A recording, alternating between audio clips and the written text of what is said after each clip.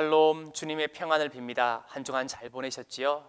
오늘로써 영상 예배가 4주차에 들어섰습니다. 코로나 바이러스의 확산으로 많은 확진자와 사망자가 등장함에 따라 국가적으로 많은 사람이 모이는 예배와 집회가 금지되고 있습니다. 그럼에도 불구하고 어떤 형편이나 상황이 오더라도 하나님을 예배하고자 하는 우리의 열심은 막을 수가 없습니다.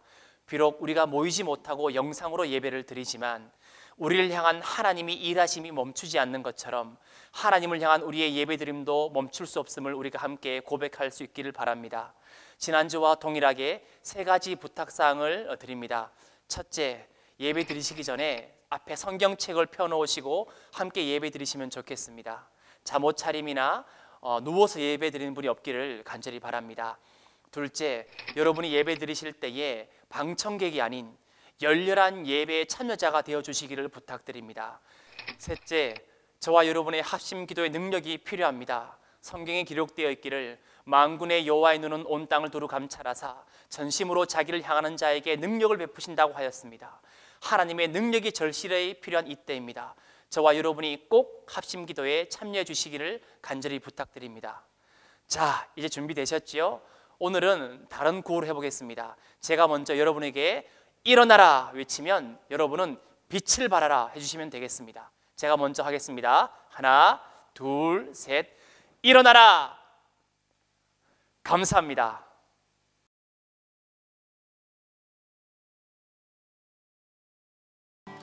할렐루야. 오늘도 영상으로서 예배드리는 우리 청소년 문과의 모든 학생 여러분, 주님의 이름으로 사랑하고 축복합니다.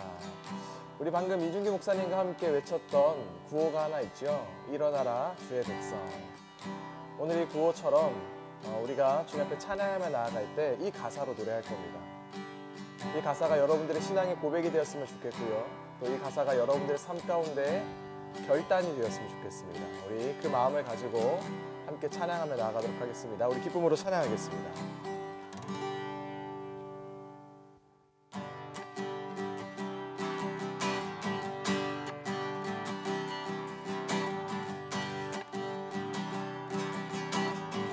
우리 함께 찬양합니다. 일어나라 주의 백성, 일어나라 주의 백성, 빛을 발하라.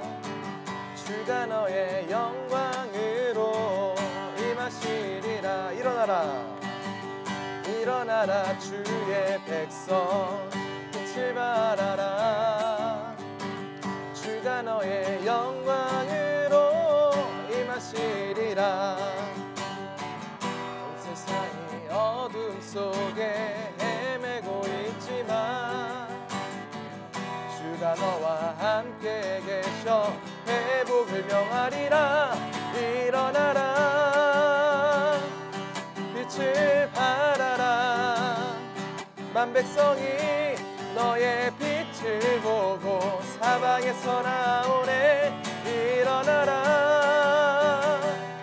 빛을 발하라. 만 백성이 자유함을 얻어 기뻐하는도다. 아멘. 주의 음성을 내가 들으니 사랑한단 말일세. 믿는 마음으로 주께 가오니 나를 영접하소서. 내가 매일 십자가 앞에 더 가까이 가오니 구세주의 흘린 보배 피로써 나를 정케 하소서. 주여 넓으신 은혜 베푸사 나를 받아주시고 나의 품은 뜻 주의 뜻같이 되게 하여 주소서. 내가 매일 십자가 앞에 더 가까이 가오니 구세주의 흘린 보배 피로써 나를 정케 하소서. 주의 보좌로 나갈 때 어찌 아니 기쁠까. 주의 얼굴을 항상 배우니 더욱 친근합니다. 내가 매일 십자가 앞에 더 가까이 가오니 구세주의 흘린 보배 피로 피로써 나를 정케 하소서. 우리 구주의 넓은 사랑을 측량할 자 없으며 주가 주시는 참된 기쁨도 헤아릴 수 없도다. 내가 매일 십자가 앞에 더 가까이 가오니 구세주의 흘린 보배 피로써 나를 정케. 내가 매일 십자가 앞에, 내가 매일 십자가 앞에 더 가까이 가오니 구세주의 흘린 보배 피로써 나를 정케 하소서. 내가 매일 십자가 앞에 더 가까이 가오니 구세주의 흘린 보배 피로써 나를 정케 하소서.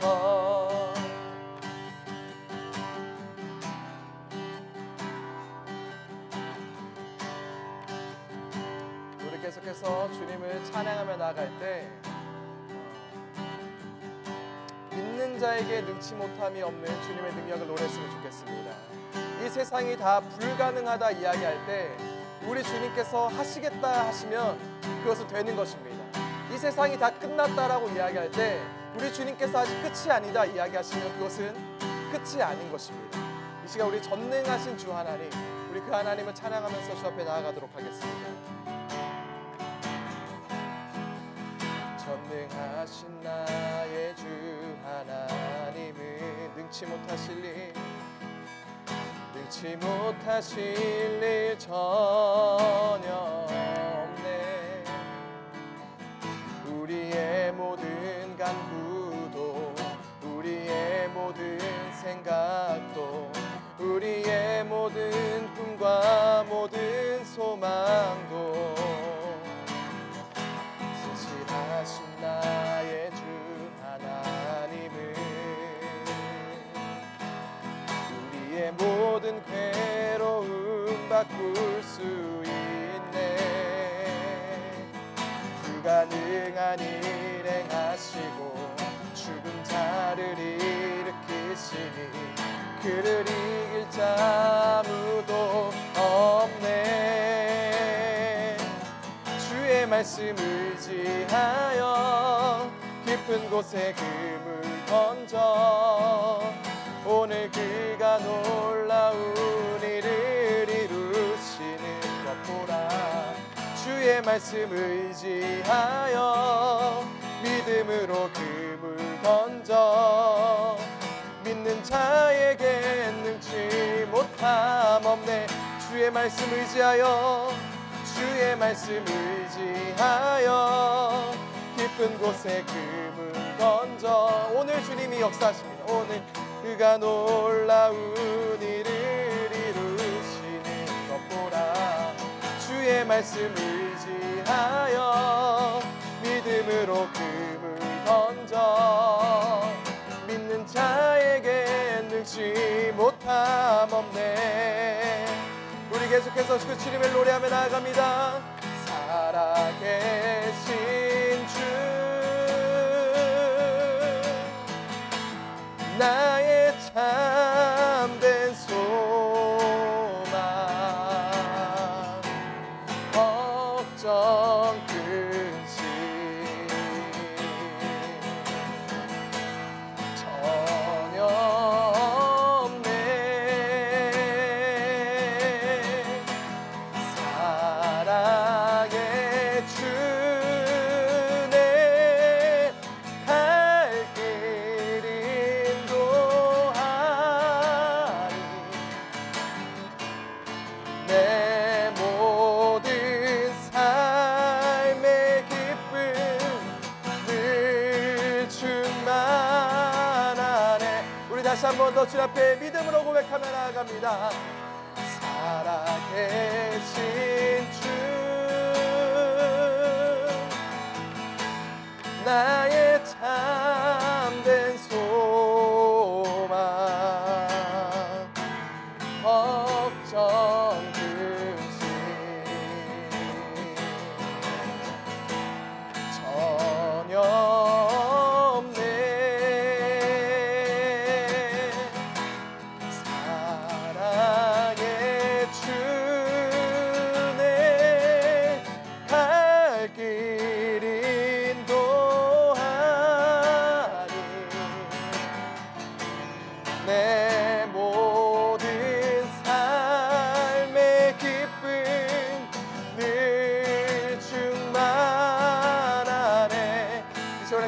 나아갑시다. 주님, 그렇습니다. 주님 없이 우리 아무것도 아니지만 주님 우리 함께 하시면 이것은 아직 끝이 아닌 것입니다. 주님 우리와 함께 하시면 우리 아직까지 가능성이 있는 것입니다. 살아계신 주님, 전능하신 주님, 오늘의 이 사회 가운데, 이 역사 가운데 임재하셔서 주님의 능력을 드러내달라고 이제 우리 주님 한번 부르짖고 기도하며 나아갑니다. 주님, 사랑해 주님, 그렇습니다. 우리에게 주님의 귀한 능력을 허락하여 주옵소서. 주님의 그 귀한 능력을 가운데 살아계신 주님이 역사되어질 수 있도록 주님, 이 자리 가운데 역사하시고 함께하여 주옵소서. 전능하신 주님, 우리가 주님을 더욱더 의지하며 나아가니 주님께서 이 자리 가운데 임재하셔서 우리의 부족함과 우리의 연약함을 채워주옵소서. 이 세상이 안 된다 할 때 전능하신 주님, 가능하게 주님께서 인도하여 주옵시고, 이 세상이 끝이라고 이야기할 때 주님께서 함께 하심에, 살아계신 주님이 함께 하심에 이것이 끝이 아님이 고백되어질 수 있도록 주님 역사하여 주옵소서. 주님 그렇게 함께 하실 줄 믿습니다. 주님 함께하여 주옵소서.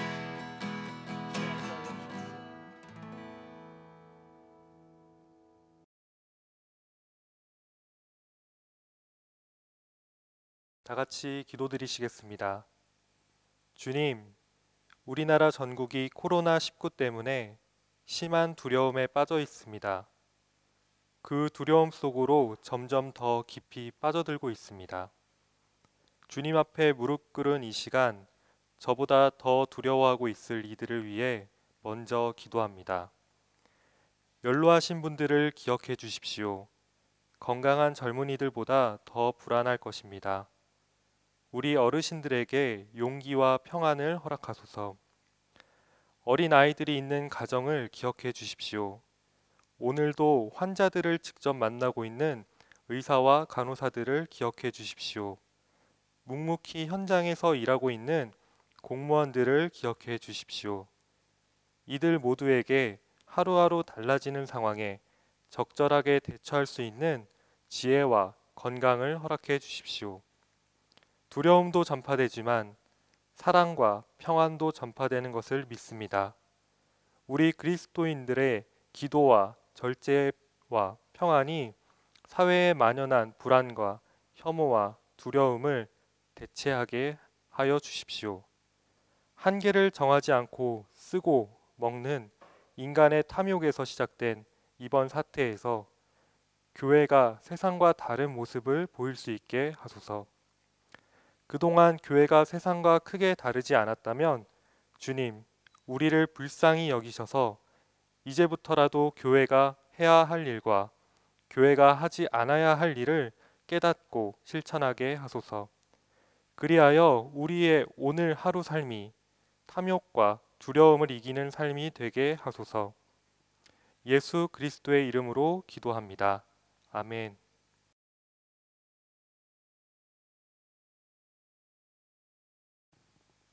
오늘 우리에게 주신 하나님의 말씀은 신약 성경 요한복음 21장 1절에서 14절까지의 말씀입니다. 제가 가진 성경책 신약 성경 184페이지입니다. 이제 제가 하나님의 말씀을 봉독하겠습니다. 경청하여 주십시오. 그 후에 예수께서 디베랴 호수에서 또 제자들에게 자기를 나타내셨으니 나타내신 일은 이러하니라. 시몬 베드로와 디두모라 하는 도마와 갈릴리 가나 사람 나다나엘과 세베대의 아들들과 또 다른 제자 둘이 함께 있더니 시몬 베드로가 나는 물고기 잡으러 가노라 하니 그들이 우리도 함께 가겠다 하고 나가서 배에 올랐으나 그날 밤에 아무것도 잡지 못하였더니 날이 새어갈 때 예수께서 바닷가에 서셨으나 제자들이 예수이신 줄 알지 못하는지라. 예수께서 이르시되 얘들아 너희에게 고기가 있느냐? 대답하되 없나이다. 이르시되 그물을 배 오른편에 던지라. 그리하면 잡으리라 하시니 이에 던졌더니 물고기가 많아 그물을 들 수 없더라. 예수께서 사랑하시는 그 제자가 베드로에게 이르되 주님이시라 하니 시몬 베드로가 벗고 있다가 주님이라 하는 말을 듣고 겉옷을 두른 후에 바다로 뛰어 내리더라. 다른 제자들은 육지에서 거리가 불과 한 50칸쯤 되므로 작은 배를 타고 물고기 든 그물을 끌고 와서 육지에 올라보니 숯불이 있는데 그 위에 생선이 놓였고 떡도 있더라. 예수께서 이르시되 지금 잡은 생선을 좀 가져오라 하시니 시몬 베드로가 올라가서 그물을 육지에 끌어올리니 가득히 찬 큰 물고기가 153마리라. 이같이 많으나 그물이 찢어지지 아니하였더라. 예수께서 이르시되 와서 조반을 먹으라 하시니 제자들이 주님이신 줄 아는 고로 당신이 누구냐 감히 묻는 자가 없더라. 예수께서 가셔서 떡을 가져다가 그들에게 주시고 생선도 그와 같이 하시니라. 이것은 예수께서 죽은 자 가운데서 살아나신 후에 세 번째로 제자들에게 나타나신 것이라. 아멘.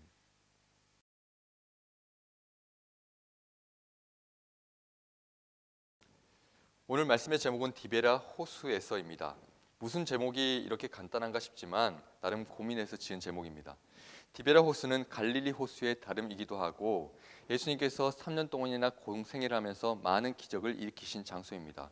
그리고 오늘 말씀에서는 부활하신 예수님께서 다시 예전으로 돌아가 버린, 그래서 고기잡이나 하며 살아가고 있는 제자들을 다시 찾아오신 장소입니다. 오늘 말씀을 나누면서 예수님께서 다시 제자리로 돌아가 버린 그 제자들에게 어떻게 찾아오셨는지를 보고 또한 우리에게 어떻게 찾아오신지를 느껴봤으면 좋겠습니다. 오늘 말씀을 보면 제자들은 디베라 호수에서 고기잡이를 하고 있습니다. 그런데 분위기가 조금 이상하죠. 좀 어색하기도 하고 차갑고 침체된 분위기입니다. 왜냐하면 제자들은 예수님을 처음 만나기 이전의 모습으로 돌아가 고기잡이를 하고 있기 때문입니다. 제자들이 예수님의 부활을 못 본 것이 아닙니다. 분명히 20장부터 두 번이나 보았습니다. 디두모라고 하는 도마도 예수님의 손에 난 못자국을 만지고 창에 난 옆구리에 난 창자국을 분명히 보았습니다. 그런데 예수님의 부활은 이 제자들에게 아무런 영향을 주지 못했습니다. 다시 고기잡이나 하며 예전의 모습으로 돌아간 것이죠. 왜 그랬을까요? 그들이 왜 그 부활의 능력을 보았음에도 불구하고 다시 예전의 모습으로 돌아간 것일까요? 그 이유는 부활하신 예수님이 전과 같지 않았기 때문입니다. 전에 3년 동안이나 예수님을 따라다닐 때에는 제자들이 제 발로 찾아가면 예수님을 분명히 뵐 수 있었습니다. 그런데 이제 부활하신 예수님은 마음대로 볼 수가 없었습니다. 어디를 찾아간다고 해도, 어디에서 기다린다고 해도 반드시 만날 수 있는 것이 아니었습니다. 이러한 현실에 제자들은 답답했을 것이고 막막했을 것입니다.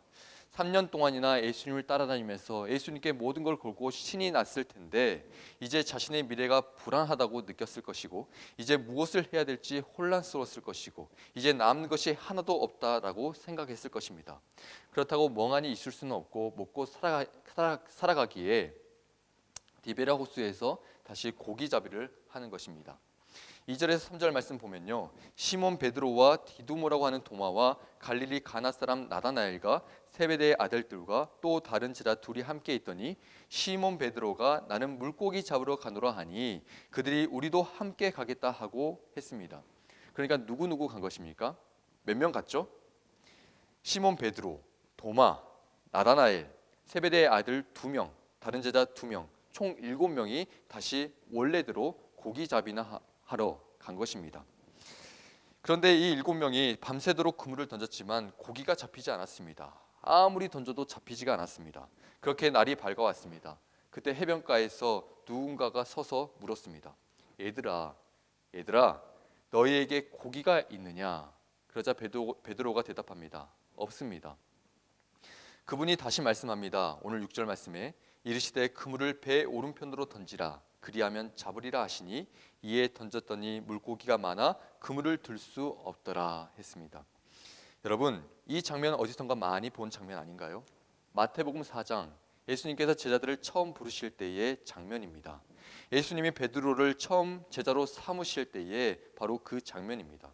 베드로가 하루 종일 고기잡이를 했지만 아무것도 잡지 못한 채 아침을 맞이할 때에 예수님이 깊은 데로 가서 그물을 던지라고 하자 물고기가 배에 가라앉을 정도로 많이 잡혔습니다. 그런데 정작 베드로는 그 처음 부르심을 기억하지 못합니다. 모든 제자들도 마찬가지입니다. 그분이 말씀한 대로 이제는 배 오른편으로 그물을 던졌습니다. 그때에 그물을 타고 묵직한 느낌이 전해오고 그물 한가득 고기가 잡혀 올라옵니다. 그제서야 그때를 기억해낸 한 제자가 소리쳤습니다. 주님이시다. 주님이 찾아오셨다. 베드로가 비로소 깨닫고 바다 위로 뛰어내려서 주님 앞으로 나와왔습니다. 여러분, 예수님은 왜 이런 방식으로 처음 방식대로 찾아온 것일까요? 왜 처음 만난 그때 동일하게 찾아온 것일까요? 그것은 제자들이 처음을 기억하기를 원하셨던 것입니다. 처음에 나의 모습이 얼마나 부족하고 유약한 모습이었는데 처음에 예수님께서 어떻게 나를 불러주셨는지를 기억하라고 하신 것입니다. 여러분, 산을 오르다가 길을 잃어버리게 되면 어떻게 해야 될까요? 산악인들은 입을 모아서 말한다고 합니다. 당황해서 아무데나 계속 가면 안 되고 처음 출발했던 지점으로 되돌아가야 된다고 말을 합니다. 길을 잃어버렸다면 계속 전진할 것이 아니라 그때 뒤를 돌아서 처음으로 되돌아가야 된다는 것입니다. 그렇습니다. 예수님께서 길을 잃어버린 제자들, 어떻게 부름을 받았는지 다 까먹어버리고 무엇을 해야 되는지를 모르는 그 제자들을 이렇게 찾아오신 이유는 그들이 처음 예수님께 부름받았던 그 처음을 기억하라고 하기 위함입니다. 마태복음 4장 19절 말씀에 예수님께서 처음 부르실 때 이렇게 말씀하셨습니다. 말씀하시되 나를 따라오라. 내가 너희를 사람을 낚는 어부가 되게 하리라 하시니. 아멘. 예수님이 처음 부르실 때 왜 부르셨나요? 이 제자들을 왜 부르셨나요? 이 제자들이 그냥 고기잡이나 하라고 부르신 것인가요? 아닙니다. 예수님은 분명히 말씀하셨습니다. 너희들로 하여금 사람을 낚는 어부가 되게 하리라. 너희들로 하여금 사람을 살리고 생명을 건지고 그 생명을 주님께로 나오게 만드는 사람을 살리는 어부가 되게 하겠다. 그 목적으로 제자들을 부르셨습니다. 그래서 제자들로 하여금 그 감격과 그 첫 기쁨을 회복하라고 말씀하신 것입니다. 청소년 여러분, 우리도 마찬가지입니다. 우리는 부활하신 예수님을 기다리며 사순절을 보내고 있습니다. 이 사순절에 주님의 부르심을 다시 한번 기억해 보길 바랍니다. 주님의 뜻을 다시 한번 되돌아보길 바랍니다. 비록 영상으로 예배를 드리지만 여러분이 온전한 예배자로 부름을 받았다는 것을 다시 한번 기억해 보길 바랍니다. 그리하여서 이제는 나의 뜻대로 살아가는 것이 아니라 주님의 뜻대로 살되 매일마다 우리를 부르신 그 사랑, 그 첫 부르심을 기억하는 친구들 되길 바랍니다. 예수님께서 제자들에게 원하시는 것입니다. 두 번째로 예수님은 어떻게 찾아오셨는지 볼까요? 오늘 9절 말씀인데요. 9절 말씀 읽어보면 육지에 올라보니 숯불이 있는데 그 위에 떡도 있더라. 그리고 13절 예수께서 가셔서 떡을 가져다가 그들에게 주시고 생선도 그와 같이 하시니라. 제자들이 육지에 도착했을 때에 식사가 이미 준비되어 있습니다. 예수님께서 직접 차리신 식탁이었습니다. 그리고 예수님은 방금 잡은 생선도 가져오라고 하시고 그 떡과 생선을 직접 구우시고 그것을 떼어 나누어 주셨습니다. 여러분, 이 장면도 어디선가 본 장면 아닌가요? 어떤 장면이죠? 바로 오병이어의 기적입니다. 떡 5개와 물고기 2마리로 10,000명이 넘는 무리가 배불리 먹은 그 장면 말입니다. 떡과 생선뿐만 아니라 예수님이 직접 떼어서 나눠주신 것 또한 그 놀라운 기적을 생각나게 만듭니다. 이 사건에서 알 수 있는 것은 예수님은 우리를 부족함이 없게 하신다는 것입니다. 예수님을 의지하는 사람들을 저버리지 않으시고 놀라운 능력을 부어주신다는 것입니다. 예수님이 제자들에게 직접 차려주신 음식도 마찬가지입니다. 예수님이 죽음까지 이기시고 부활하신 것을 분명히 보았음에도 불구하고 다시 두려움과 염려에 빠져서 디베랴 호수로 돌아가 있는 그들에게 오병이어의 기적을 생각나게 하셔서 다시 한번 예수님의 능력이 어떠했는지를 분명히 알려주신 것입니다. 모든 사람이 안 된다고 할지라도, 현실적으로 불가능하다고 할지라도, 다시 예전으로 돌아가야 된다고 할지라도 주님은 그것을 뛰어넘어서 놀랍게 역사하시는 전능자이심을 알려주신 것입니다. 그리하여서 더 이상 두려워하지 아니하고 사람을 살리는 어부, 생명을 건지는 어부로 담대하게 살게 하신 것입니다. 그러므로 여러분도 예수님의 능력을 매 순간마다, 날마다, 순간마다 기억하는 여러분들 되길 바랍니다. 강풍을 장장케 하시고 죽은 자를 살리시며 죽음까지 이기시고 부활하신 예수님께서 나의 모든 부족함을 채워주시는 분이심을 매일마다 기억하길 바랍니다. 최근 코로나 바이러스로 인해서 국가적으로, 교회적으로 비상사태입니다. 이 바이러스의 감염 속도가 상상을 초월하면서 많은 이들이 두려워하고 공포에 질려 있습니다. 여러분도 조심해야 됩니다. 우리가 최선을 다해서 조심해야 됩니다. 마스크를 착용하고 자주 손을 씻고 손소독제를 하고 비타민을 먹고 충분히 예방을 잘 해야 됩니다. 그러나 이 시기에 그 무엇보다도 중요한 것은 우리의 믿음입니다. 주님의 뜻을 기억하고 주님의 부르심을 기억하고 주님이 어떠한 분이신지를 기억하며 이 시기를 이겨내야 됩니다. 그렇기에 우리 모든 친구들이 기도하길 바랍니다. 전능하신 주님, 속히 이 바이러스가 떠나가게 하여 주시옵소서. 성령의 불로 소멸시켜 주시옵소서. 우리가 더욱더 주님 앞에서 겸손함으로 감사함으로 예배드릴 수 있도록 도와주옵소서. 그렇게 기도하는 것이 이 시기에 더욱더 중요하다는 것입니다. 시편 말씀에 이렇게 말씀하십니다. 여호와는 나의 목자시니 내게 부족함이 없으리로다. 내가 부족함이 없는 이유는 많이 가져서가 아닙니다. 많이 알고 많이 누려서가 아닙니다. 단 하나의 조건입니다. 여호와 하나님이 나의 목자시니 내가 부족함이 없으리로다. 하나님께서 나의 목자가 되시고 나의 길을 인도해 주실 때에 나의 모든 삶 속에서 부족함이 없게 하신다는 것입니다. 없게 하신다는 것입니다. 그러므로 매 순간마다 그 선하신 능력을 기억하는 여러분들 되기 바랍니다. 우리의 모든 부족함을 채우시며 상상할 수 없는 그 은혜를 베푸시는 전능하신 하나님을 매 순간마다 기억하길 바랍니다. 그리하여 이 시기도 잘 넘기고 승리하는 우리 모든 친구들 되기를 축복합니다. 마지막으로 예수님은 어떻게 찾아오셨을까요? 오늘 14절 말씀인데요. 이것은 예수께서 죽은 자 가운데서 살아나신 후에 세 번째로 제자들에게 나타나신 것이라. 아멘. 부활하신 예수님이 찾아오신 것은 이번이 세 번째였습니다. 20장을 보면 부활하신 예수님께서 이 제자들이 숨어 있었던 다락방에 찾아오셨습니다. 첫 번째 나타나셨고요. 그 이후에 8일 후에 제자들이 모이신 곳에 한 번 더 나타나셨습니다. 그때에 디두모라고 하는 이 도마가 예수님의 손자국과 이 옆구리에 난 창자국을 본 것이죠. 그런데 두 번이나 제자들은 부활을 봤음에도 불구하고 이 제자들의 믿음에는 심각한 바이러스가 있었습니다. 부활을 목격하기는 했지만 그 부활이 자신에게는 아무런 영향을 주지 못하는 것입니다. 예수님이 부활했는데 부활의 능력이 뭔데? 나와 뭔 상관이 있는데? 이런 느낌입니다. 그래서 베드로는 다시 고기잡이나 해야겠다. 다시 디베랴 호수로 돌아간 것이죠. 다른 제자들도 마찬가지였습니다. 그런데 예수님께서 제자들에게 세 번째로 나타나신 것은 그 제자들을 끝까지 포기하지 않으신 것입니다. 끝까지 포기하지 않으시고 찾아오신 것입니다. 다시 한번 그들의 믿음을 회복시켜 주시고 능력의 일꾼들로 살아가기를 원하셨던 것입니다. 주님의 부르심을 다 이루신 것입니다. 여러분, 이처럼 예수님은 우리를 포기하지 않으십니다. 우리를 계속 끝없이 찾아오십니다. 그 부활을 알고 보는 것으로 끝나지 않고 진짜 부활의 신앙을 가지고 살 수 있도록 부활의 능력을 가지고 담대하게 살아가기까지 끝까지 계속 포기하지 않으시고 찾아오시는 분이 바로 예수님이라는 것입니다. 그러므로 우리 모든 친구들이 이 부활절을 기다리며 사순절을 지나가는 이 시기에 또 국가적으로 참 어려운 이 시기에 하나님이 끝났다고 하기 전에 절대로 끝났다고 하지 마십시오. 이 순간 매일마다 그 하나님의 사랑을 기억하고 나의 부르심을 기억하며 내 믿음을 더욱더 굳건히 세워나가는 시기가 되기를 주님의 이름으로 축복합니다. 그리할 때에 디베랴 호수에서 고기잡이나 하며 끝나는 인생이 아니라 주님 앞으로 다시 돌아와서 사람을 살리는 인생이 되었던 제자들처럼 여러분 또한 여러분의 인생 가운데 주님의 능력을 가지고 주님의 능력을 많은 사람들에게 드러내고 나타내는 능력의 일꾼들 되기를 주님의 이름으로 축복합니다. 다 함께 합심 기도하겠습니다.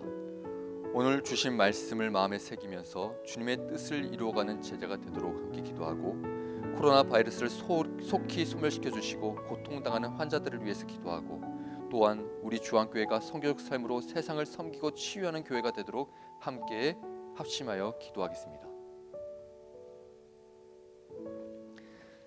전능하신 아버지 하나님, 오늘 말씀을 통하여 끝까지 찾아오시는 주님의 사랑을 깨달았습니다. 우리가 날마다 순간마다 주님의 부르심을 기억하게 하여 주시고 믿음으로 굳게 서서 주님의 온전한 제자들 되게 하여 주시옵소서. 이 땅에 퍼져 있는 코로나 바이러스 성령의 불로 다 소멸시켜 주시고 이 땅에 주님의 평안이 가득하게 하여 주시옵소서. 주와 함께 모든 가정 가운데도 임재하여 주시어서 악한 영이 틈타지 않고 오직 진리의 영이 사랑의 영이 평화의 영이 가득하도록 도와주시옵소서. 영상으로 드리는 모든 청소년 학생들에게도 하늘의 은혜와 희락을 더하여 주시어서 주님 앞에서 더욱더 씩씩하고 아름답고 멋진 믿음의 자녀들 될 수 있도록 도와주시옵소서. 감사하옵고 우리 주 예수님의 이름으로 기도드립니다. 아멘.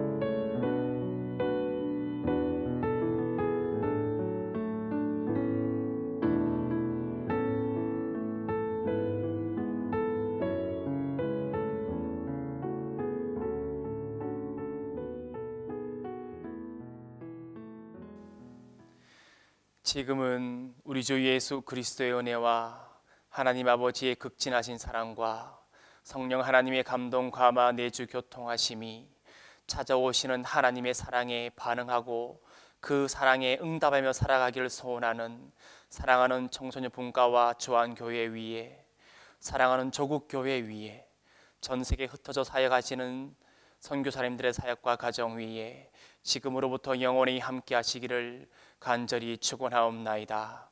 아멘.